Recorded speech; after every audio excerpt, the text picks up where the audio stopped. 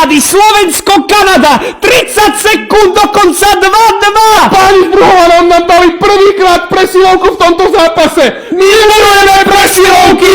Na lade doteraz proti nám hralo 6 hráčov, 5 Kanaďanov a 1 rozhodca. Ale my, utlačaní Slovania, sme na to zvyknutí a ideme ďalej. Poďme chalani! A Hlavaj skvelo chytá, rýchlo pridáva Slavkovskému, Slavkovský legendovi, legenda Ružičkovi, na spieľa Slavkovského strieľa. Gól! Sekunde gól!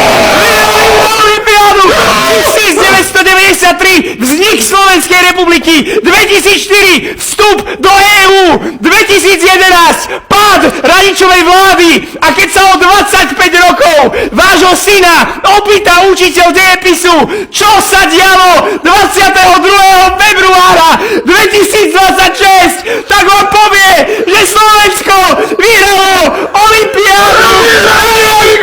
A sme vážni! Katka, vráť sa k Pavovi! Katka, vráťte sa! On ťa miluje! Štefánik, Banič a teraz Slavkovský, to sú národní hrdinovia!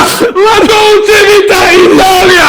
Ideme si po zlato, dajte nám na Slovensko oslavuje! Slovensko oslavuje od národu, ktorý sa nikdy nemohol vzoprieť svojim utláčateľom, po národ, ktorý Rakúsko-Uhorsko skončilo! Česko